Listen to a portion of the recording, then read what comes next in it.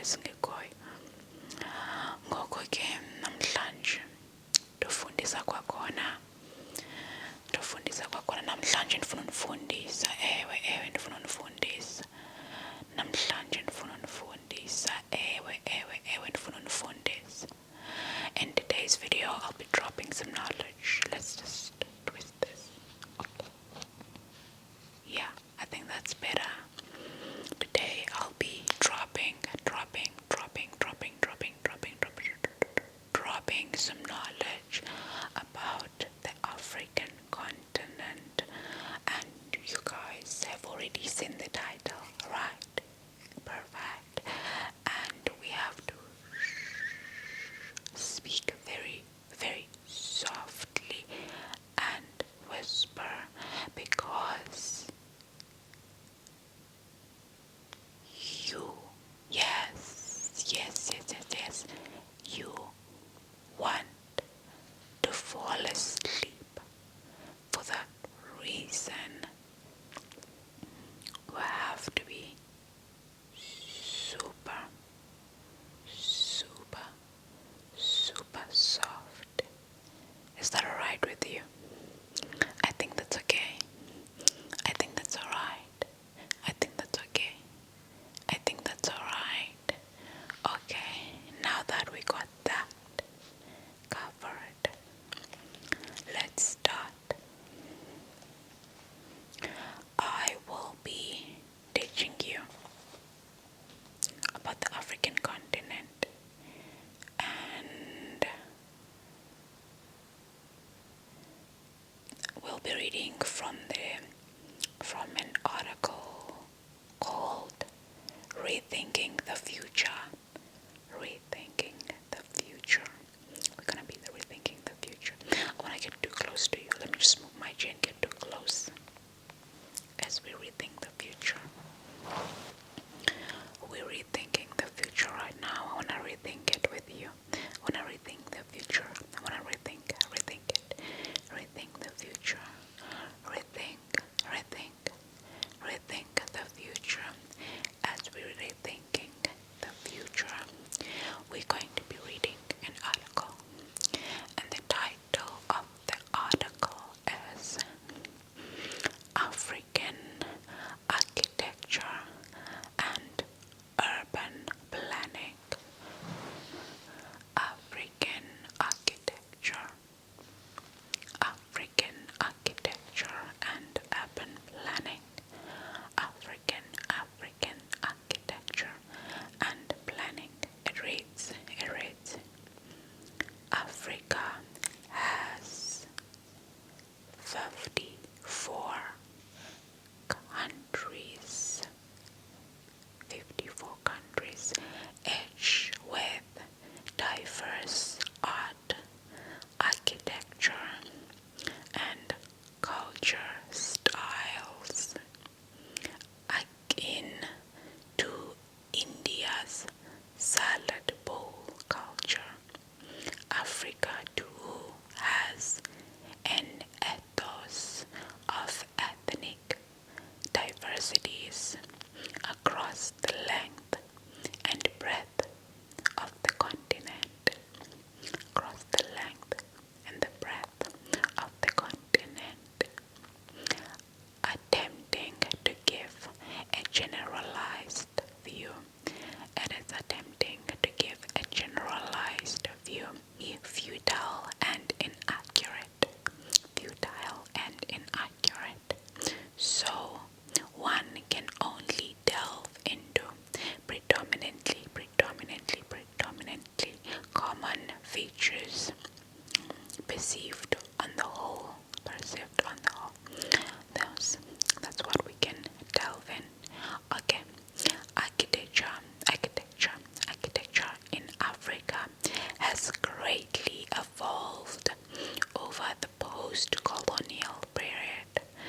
It has evolved over the post-colonial period. Today's Africa's heterogeneity is evident from the influx of different cultures, and through the process of acculturation acculturation reflected in the architecture and urban planning. Let's talk about the architecture in Africa. Let's explore some different forms of architecture across the world's second largest and second most populated continent. Second most largest and the second most populated continent. That's Africa. We have vernacular architecture. Vernacular architecture is the most common form, given that more than 50% live in rural areas in Africa, similar to the Indian scenario. These can be cited as examples of embodiments of minimalism and simplicity.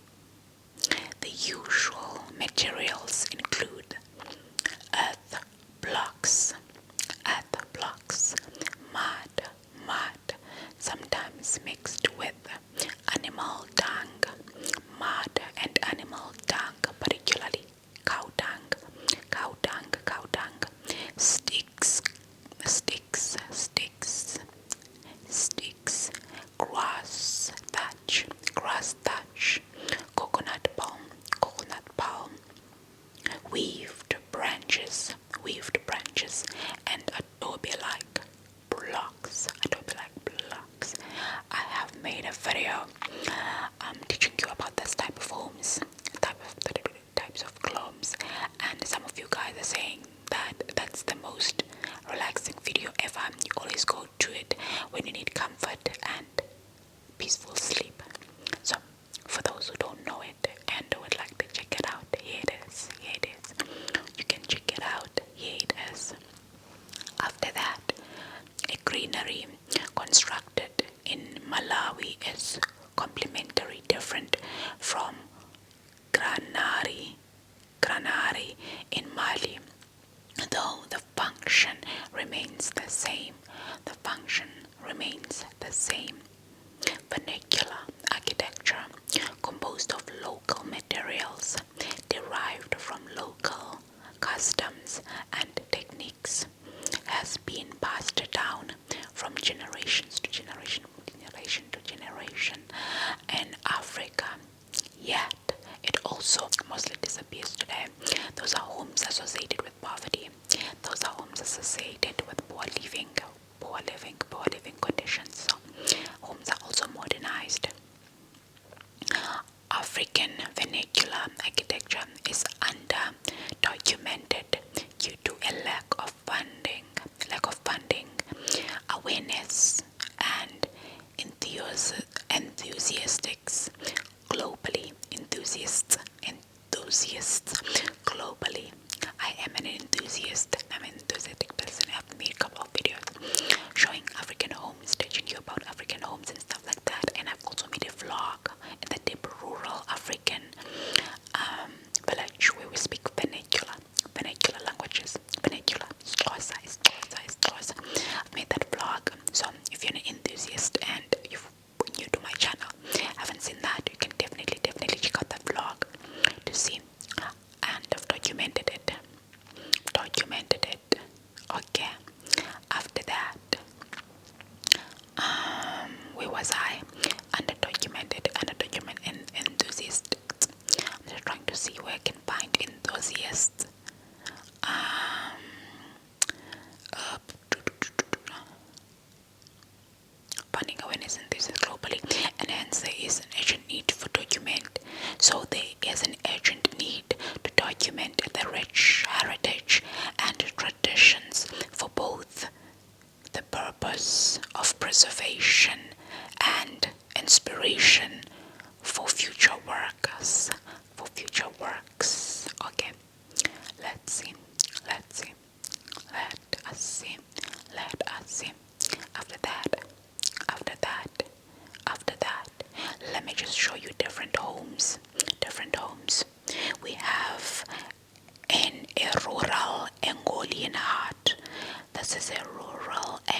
and hot. After that, we have a roof detail, and then after that, we have a desert architecture in Algeria. Desert architecture in Algeria. After that, we have a beehive hut in Swaziland. A beehive hut in Swaziland. And then we have a sorghum storage hut in Namibia. Sorghum storage hut in Namibia. After that, we have a Burkina Faso smart hut. Do you see it? Do you see it? Okay, okay, okay. That is great. That is great. That is great. That is great. The vernacular styles have been imbibed in several contemporary styles by the architects, and they are practice, who have wittily incorporated techniques into their designs, catering for modern use, suiting the present needs. Get it, get it, get it, get it. Do you see it? Did you see it? Hope you saw it. The Rwandan cricket stadium has masonry vaults as the only enclosure that adopts ancient Mediterranean tile vaulting. The materials are cement tiles. The structure resembles a parabolic path taken by the bouncing ball, having its beginning point on the ground, giving rise to descending altitudes of trajectories. Okay. Then some other architectural marvels in Africa include buildings in urban areas with Western ideas flowing in the forms. These have even come to be known as the iconic buildings of Africa in the 21st century. For example, what do you have? For example, we have Dandaji Daily Market. And here is it. Dandaji Daily Market. We do also have one in Pretoria, and our own building in South Africa in Pretoria. Do you see it? Contemporary architecture in Africa has traversed beyond the stereotypes, making it unique in the spectrum of African art and culture. Indigenous knowledge systems have heavily determined the language of these buildings. The mission of architecture in Africa today has become to not only compete globally, but more importantly, also the reconciliation of the continent with the history and basic ethos of African culture. Okay, now let's talk about urban planning in Africa. Urban master planning in Africa is extensively critiqued for being a colonial imposition modeled on modernism. Okay, the colonial legacy is also quite evident in the eastern cities of Nairobi, Johannesburg, as well as others as well, which are considered as cities built over the structural inequities and divisions meted out by the colonists based on race. Though today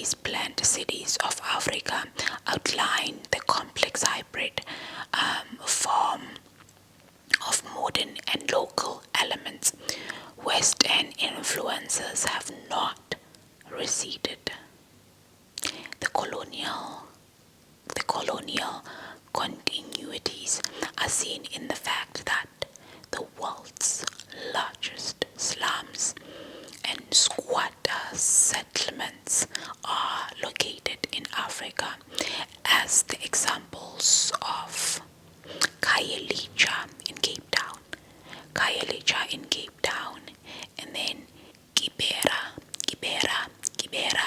in Nairobi, and Kampala in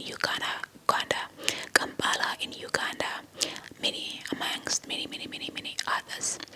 There are also attached issues of informalized economy, poverty, hunger, lack of basic standard education, etc., as they add fuel to the fire in the urban areas in Africa.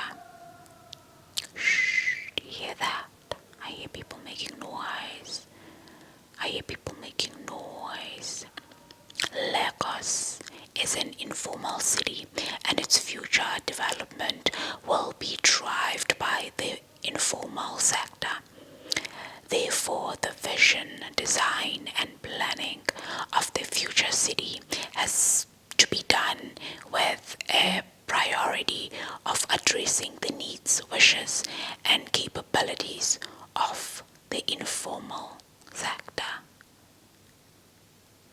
And then Angola's capital city of Luanda is also a similar example where sustainable infrastructure development and urbanization through UN Habitats collaborative programs with the development of the state have resulted in managing many lacking points like traffic, socio-economic gaps, poverty, land use, etc.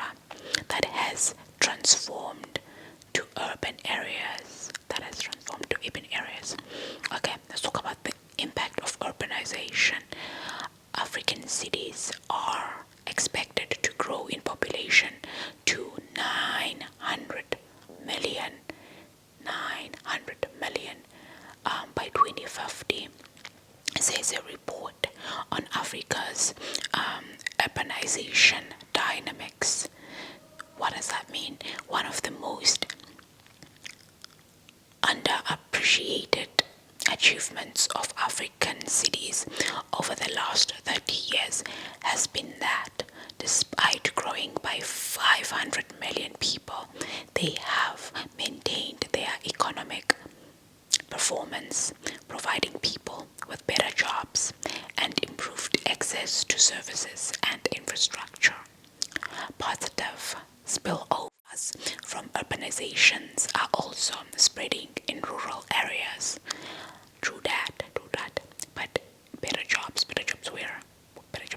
But anyway, yeah, I would say that these things are spreading in rural communities as well. Like, for example, running water and electricity, which was something that you would not find in these villages.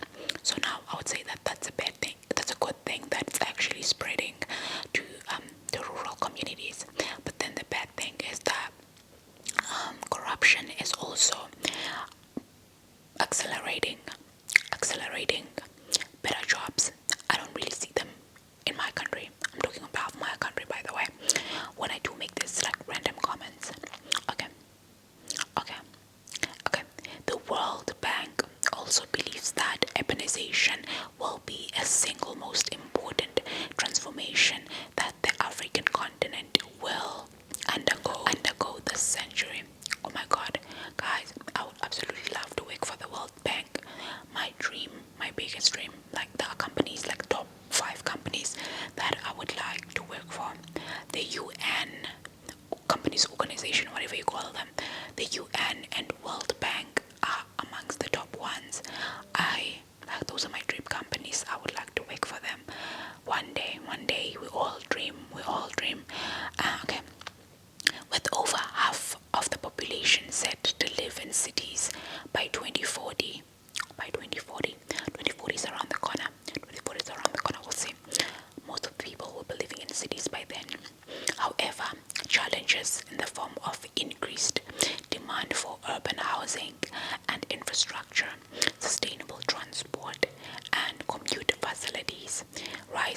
numbers of cars on the road, accommodating the new millions of people migrating into the cities, and at the same time not losing the traditional touch and the new architectural forms, have also sharply increased. Land insecurity, poor living conditions, lack of utilities available, unemployment, increased crime rates, and accelerated growth in demands of the exploding population alongside of political instabilities in various countries of Africa have resulted in exacerbation of low standard of living. True that. True that. Politicians are so corrupt. Corruption is one big issue in the African continent. My battery is about to die. It's flickering. If I stop at any point, just know that's when the battery died, okay? Perfect. I think we should end there. I think we should end the video here. I might continue. If you guys like inaudible whispering, I might continue. Just end there. Good night. Sleep tight. Sweet dreams.